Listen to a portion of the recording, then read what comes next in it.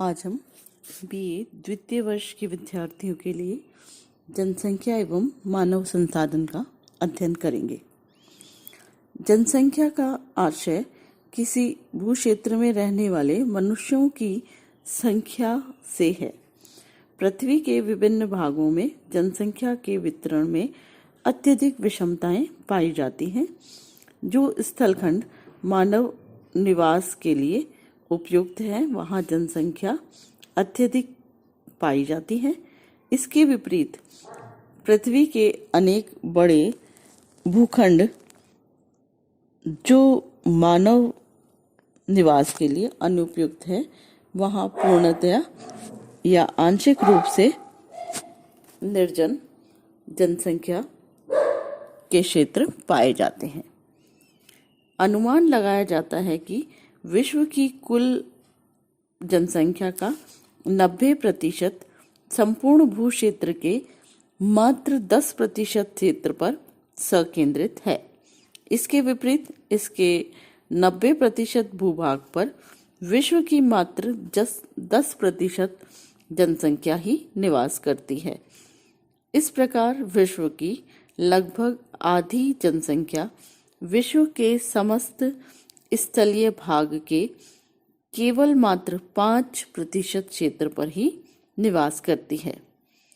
विश्व की 2/3 जनसंख्या एशिया महाद्वीप विशेषतः मानसून एशिया में निवास करती है, जबकि अंटार्कटिका तथा ग्रीनलैंड में हिमाच्छादित भूक्षेत्र आज भी जनविहीन है। जनसंख्या के वितरण के अंतर्गत हम ये अध्ययन करेंगे कि मनुष्यों का वितरण कहाँ कहाँ और कितनी संख्या में है। भूतल के विभिन्न भागों में मनुष्यों के स्थानिक वितरण प्रतिरूप का भी विश्लेषण करना भौगोलिक अध्ययन का महत्वपूर्ण पक्ष है।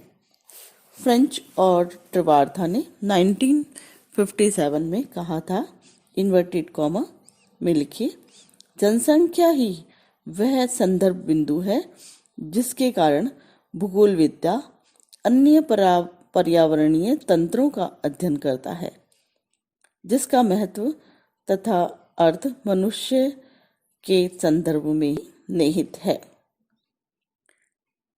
इन्वर्टेड कॉमा बंद। जनसंख्या घनत्व का अर्थ किसी भूक्षेत्र में रहने वाले जनसंख्या की सघनता से है। संपूर्ण पृथ्वी अथवा उनके किसी खंड के कुल क्षेत्र और वहाँ की कुल जनसंख्या के अनुपात को जनसंख्या घनत्व के रूप में व्यक्त किया जाता है। जनसंख्या घनत्व से यह प्रकट होता है कि कहाँ पर जनसंख्या की सघनता अधिक है और कहाँ पर कम है। सामान्यतः जिन क्षेत्रों में जनसंख्या अधिक होती है वहाँ जनसंख्या सघनता अर्थात घनत्व भी अधिक पाया जाता है। जहाँ जनसंख्या कम होती है वहाँ जनसंख्या घनत्व भी कम पाया जाता है। यही कारण है कि किसी देश, प्रदेश या क्षेत्र में जनसंख्या के वितरण और घनत्व में अत्यधिक साम्यता और सहगम्यता पाई जाती है। अतः जनसंख्या के वितरण और जनसंख्या घनत्व को कभी एक दूसरे के पर्यायवाची के रूप में भी प्रयोग कर लिया जाता है। यानी कई लोग जनसंख्या वितरण और घनत्व को एक ही रूप में प्रयोग करते हैं। जनसंख्या वितरण के लिए उत्तरदायी तत्व जो है या कारक है वही जनसंख्या घनत्व के वितरण के लिए भी समान रूप से उत्तरदायी है। अत्यधिक समान होने के कारण जो जनसंख्या घनत्व और वितरण के जो कारक हैं, महत्वपूर्ण कारक, जिनके कारण इन सभी का घनत्व अधिक होता है या वितरण अधिक होता है, वे सभी हम एक साथ अध्ययन करेंगे। तो जनसंख्या वितरण एवं घनत्व को प्रभावित करने वाले जो कारक हैं उनमें अत्यधिक उनको हम एक साथ अध्ययन करेंगे। तो सबसे पहले जनसंख्या वितरण और घनत्व को प्रभावित करने वाले कारकों को हम दो भागों में विभाजित करेंगे, प्राकृतिक कारक और दूसरा मानवीय कारक।